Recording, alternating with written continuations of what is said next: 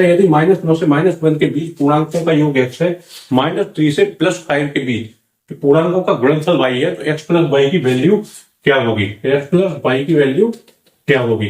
इसमें हम जब y की वैल्यू निकालेंगे तो हमें पता है गुणनफल निकालने के लिए कह रहा है, तो -3 से जब हम +5 की ओर जाएंगे तो बीच में हमें एक वैल्यू 0 मिलती है। 0 से किसी भी संख्या का गुणनफल जब करेंगे तो संख्या 0 हो जाएगी, तो y की वैल्यू 0 यहाँ पर आ रही है।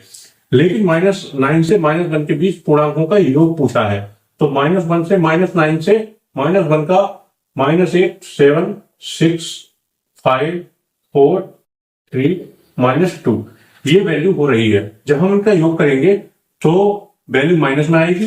8 7 15 6 21 21 5 26 26 30 और 35 माइनस का 35। जब x प्लस y का हम योग करेंगे तो माइनस के 35 ही आ जाएगा, क्योंकि y की वैल्यू 0 यहाँ पर हमें मिल चुकी है।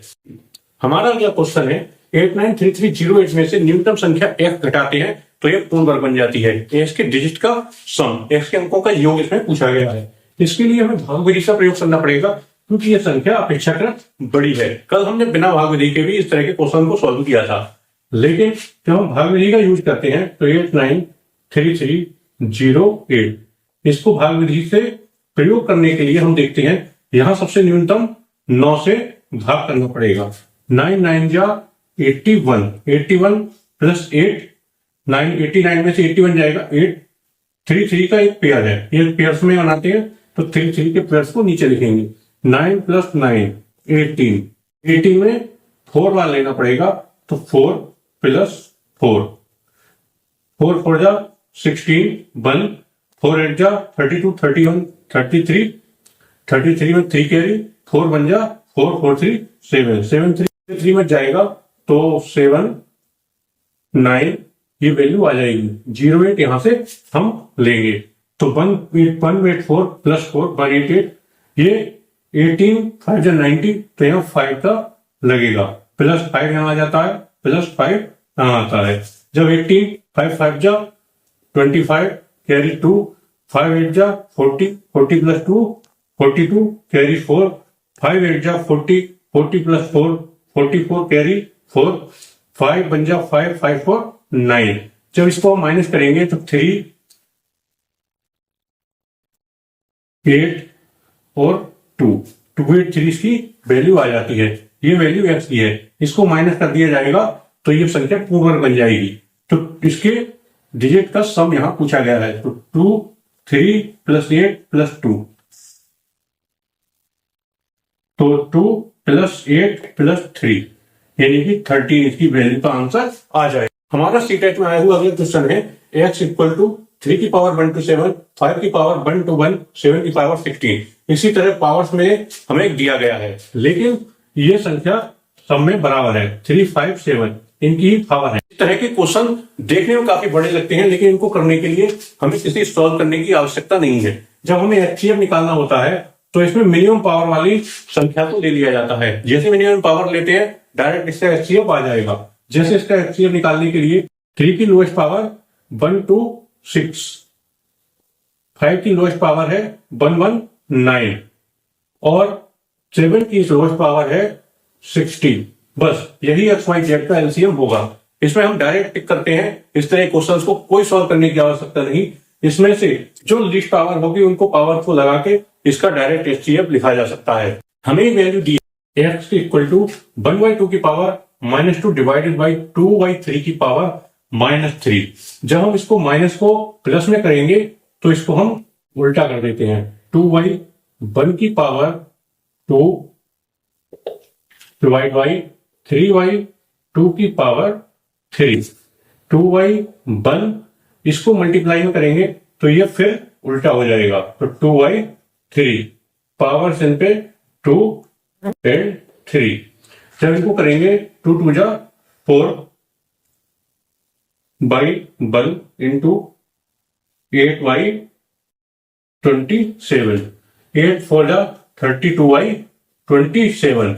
तो ये x की वैल्यू 32/27 आ गई। लेकिन इसका हमें व्युत्क्रम या रेसिप्रोकल पूछा है। रेसिप्रोकल क्या होता है? इसको हम उल्टा करके 27/32 32 लिख देंगे, ये व्युत्क्रम या रेसिप्रोकल हो जाएगा। यही हमारा आंसर इसमें होगा। हमारे सामने दो इक्वेशंस दी हुई हैं, x square minus x minus six, दूसरी इक्वेशन है x square minus 5x plus 6। इन दोनों का कॉमन फैक्टर हमें निकालना है। इनके फैक्टर्स निकालने के लिए बहुत लंबी प्रोसेस करने की जरूरत नहीं, बस इतना देखता है कि 6, तो इसको लास्ट में जो डिजिट है 6 है, मल्टीप्लाई करके 6 आए, और उसको घटाने के बाद यहाँ माइनस का चिन्ह है, तो घटाने के बाद यहाँ वैल्यू जो दी हुई है 1, तो 1 आना चाहिए। तो ऐसी वैल्यू 3 और 2 होंगी। इनको मल्टीप्लाई करेंगे 6 और घटाने के बाद 1 आएगा। 1 यहाँ माइनस का आना चाहिए, तो बड़ी वैल्यू -3 हो जाएगी, तभी 3 में से 2 जाएगा तो -1 आएगा। तो x -3 और x प्लस 2, ये पहली इक्वेशन के फैक्टर्स हो गए। दूसरी इक्वेशन के फैक्टर निकालने के लिए गुणा करके 6 और प्लस करके, क्योंकि अब प्लस का साइन है तो प्लस करके 5 आना चाहिए। तो ऐसी वैल्यू 3 और 2 होंगी। 5 माइनस का दिया हुआ है तो माइनस आना चाहिए, तो दोनों माइनस हो जाएंगे, तभी ये जुड़ेंगे और -5 आ जाएगा। तो इसको लिखेंगे x -3 और x -2। इसमें से हमें साफ दिख रहा है कि x -3 ऐसा फैक्टर है जो दोनों का फैक्टर है, तो x -3 इनका कॉमन फैक्टर हो जाएगा। यही हमारा आंसर होगा। हमारे पास अगले क्वेश्चन में दो इक्वेशन दे रखी हैं, इसमें से एक्स स्क्वायर का कोफिशिएंट हमें निकालना है। जब इनका मल्टीप्लाई करेंगे तो इसमें से कुछ वैल्यू एक्स स्क्वायर बनेगी, तो एक्स स्क्वायर का ही कोफिशिएंट बताना है। तो इसकी मल्टीप्लाई हम पूरी इक्वेशन की मल्टीप्लाई नहीं करेंगे, हम केवल उन फैक्टर्स की मल्टीप्लाई करेंगे जहां पर एक्स स्क्वायर बन रहा होगा, और इसका आंसर जल्दी आ जाएगा। जैसे यहां पर एक्स की मल्टीप्लाई करेंगे तो एक्स की वैल्यू 4 बन जाएगी, हम यहां मल्टीप्लाई नहीं करते हैं। जिसके बाद एक्स की यहां पर एक्स मल्टीप्लाई होगी तो एक्स की पावर 3 हो जाएगी, उससे हमें कोई मतलब नहीं, तो उसकी मल्टीप्लाई नहीं करेंगे। एक्स की यहां पर एक्स स्क्वायर बनेगा, तो 2/3 एक्स स्क्वायर हम यहां मल्टीप्लाई कर देंगे। इसकी वैल्यू आती है 5/4, इससे मल्टीप्लाई तो एक्स की पावर 3 हो जाएगी, मल्टीप्लाई नहीं करेंगे। एक्स की पावर यहां मल्टीप्लाई होगी तो एक्स की पावर स्क्वायर बनेगी, तो इसके लिए हम मल्टीप्लाई करेंगे, तो प्लस का 5/4 4x स्क्वायर, फिर इसके बाद 5/4x, तो जब इसका यहां मल्टीप्लाई करेंगे इसमें तो x की पावर 1 रहेगी, मल्टीप्लाई नहीं करेंगे। -3 3 जा, यहां एक्स स्क्वायर रहेगा तो -9x स्क्वायर। 3 का यहां पर मल्टीप्लाई करेंगे, एक्स की पावर 1 है, मल्टीप्लाई करने की जरूरत नहीं।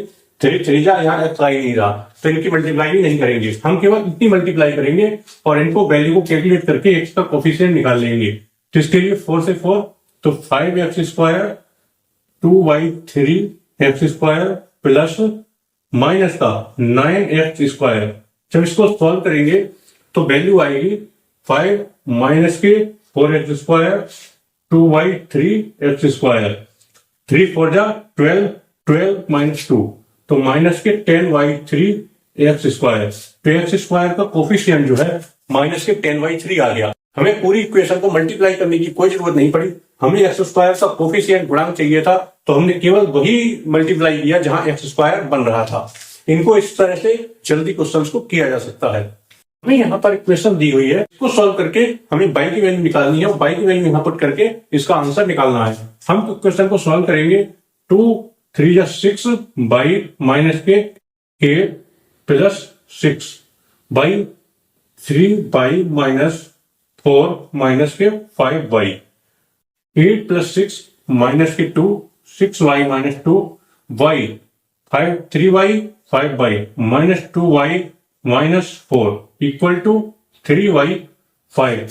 क्रॉस मल्टीप्लिकेशन करेंगे तो वैल्यू आ जाएगी 30y माइनस के 10 इक्वल टू माइनस के 6y -12। इसको सॉल्व करेंगे तो वैल्यू आएगी 30y, यहां पर आने के बाद 36y इक्वल टू -12, और ये वैल्यू जाकर प्लस में 10 होगा तो माइनस के 2, तो y इक्वल टू माइनस के 2y 36 माइनस के 1y 18, माइनस के 1y 18 को हम यहां रखेंगे, y की वैल्यू 1y 18 को यहां y की जगह रखेंगे, तो माइनस के 1y 18 + 1 9 टू जा 18 माइनस के 1/2 प्लस 1/2 इसकी आंसर आ जाएगा। हमें वैल्यू दी हुई है 2x minus 3y equal to 5, ax y equal to 6। ये हमें क्वेश्चन में दिया हुआ है और इसकी वैल्यू हमें फाइंड आउट करनी है। हमें दिख रहा है कि ये 2 का स्क्वायर और ये 3 का स्क्वायर है, तो हम इसको स्क्वायर कर देंगे। 2x माइनस 3y इनको दोनों तरफ हम स्क्वायर कर देंगे, क्योंकि ये जो LHS में होता है वही राइट हैंड साइड पे होता है। जब यहाँ स्क्वायर किया तो 5 का भी स्क्वायर हो जाएगा। जब इस स्क्वायर को हम खोलेंगे तो 4x स्क्वायर माइनस के प्लस 9y स्क्वायर माइनस 2 3 जा 6, 6 2 जा 12xy, क्योंकि प्रॉपर्टी आपको पता होगा x प्लस y का whole square equal to x square plus y square minus 2ab, जिसको इक्वल टू 25। एक्स वाई की वैल्यू 26 यहाँ पर दी हुई है।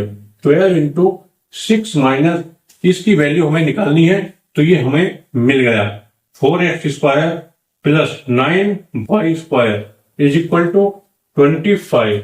12 6 जा 72 माइनस का इधर जाकर ये प्लस का हो जाएगा, तो 25 प्लस 72 97, तो इसकी वैल्यू 97 आ जाएगी। हमारे पास अगला क्वेश्चन है, एक वृत्ताकार खेत का क्षेत्रफल 15400 मीटर स्क्वायर है। इसके चारों ओर हमें बाड़ लगानी है। बाड़ 12.5 रुपए 12.5 रुपए प्रति मीटर की दर से लगती है, तो इसकी पूरी कॉस्ट क्या होगी? इसके लिए हमें इसकी अगर परिधि, क्योंकि वृत्ताकार खेत है तो इसकी परिधि पे बाड़ लगेगी। जब परिधि पे बाड़ लगेगी तो परिधि अगर हमें पता चल जाए तो इसको 12.5 से मल्टीप्लाई कर देंगे तो वैल्यू आ जाएगी। लेकिन परिधि का फॉर्मूला है वो है 2πr। 2πr का हमें r निकालने के लिए क्षेत्रफल दिया हुआ है, क्षेत्रफल से हम r निकालने की कोशिश करते हैं। फॉर्मूला है πr स्क्वायर वृत्त के क्षेत्रफल का, ये दिया है 15400। पाई की वैल्यू हमें 22/7 दी हुई है। r square equal to 15400 cross multiply होकर r स्क्वायर इक्वल टू 15400 7/22 से हम जब इसको डिवाइड करेंगे तो पहले हम 11 से डिवाइड करते हैं। 11 बन जा 11 बचे 4, 11 4 जा 44 00, यहाँ 2 है 2700, इसको 4900, इसकी वैल्यू r स्क्वायर की आ गई। r की वैल्यू निकालेंगे तो इसका वर्गमूल लेंगे, जब इसको स्क्वायर करेंगे तो 70 r की वैल्यू आ गई। हम अब 2πr में 70 को रखेंगे, 2π की वैल्यू 22/7 और r की वैल्यू 70 हमें मिल गई। 7 से 70 10 चला जाएगा, तो इसको 22 2 जा 44 इंटू 10 44 440 को जब हम 12.5 से मल्टीप्लाई कर देंगे तो हमारा आंसर आ जाएगा। जब इसको हम मल्टीप्लाई करते हैं तो इसको हाफ करेंगे, इसको डबल कर देते हैं। फिर भी 5 बाद में आ रहा है तो इसको हम डबल करेंगे, इसको हाफ करेंगे, इसको हाफ करके 5500, ये इसकी 5500 कॉस्ट आएगी।